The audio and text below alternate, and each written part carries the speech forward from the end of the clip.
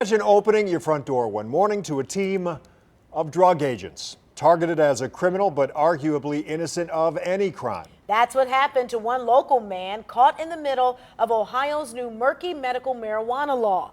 It's likely the first case of its kind in the state. And tonight, he's talking only to News 5's Kristen Volk.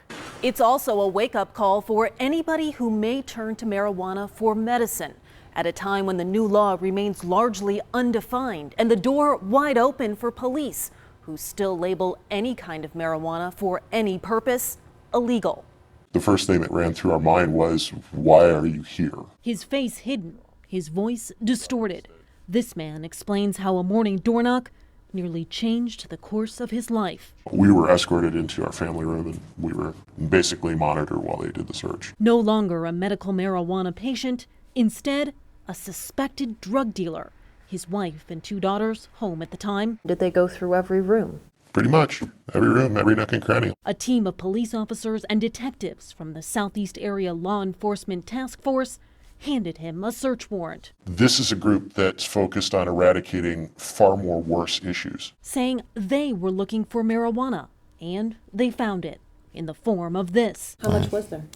Less than a misdemeanor's amount. Less than a quarter cup of marijuana oil extract. The agents treated it as a drug, a criminal possession, and they confiscated it. Yet, he says under Ohio's new medical marijuana law, it's his medicine. All of a sudden, I will not be able to see. This man vaporizes marijuana for his glaucoma, and he has a written doctor's recommendation to use it for medicinal purposes. His disease? Qualified by the state for medical marijuana use. I'm acting in compliance with the law as it exists on the books. They have to make sure that they cross their T's and dot all of their I's. Tom Herron, the patient's attorney, blames a lack of education among law enforcement for an unnecessary search and seizure of the man's home, and it puts other patients at the same risk. The state has said on their website for the marijuana policy program, they have basically outlined the exact process that I followed. From our standpoint, it's obviously still deemed criminal to possess or sell. But the Regional Drug Task Force involved in this case tells me it does not care whether this man or anyone else follows the few guidelines already set forth by the state. There's nothing in place to determine that you're violation-free.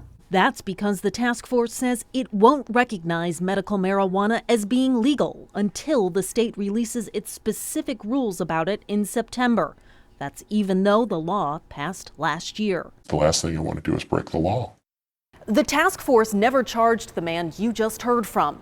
They even returned his marijuana, saying because he had so little of it, it would have been a misdemeanor charge, and that is inconsistent with the purpose of the task force. For News 5, I'm Kristen Volk.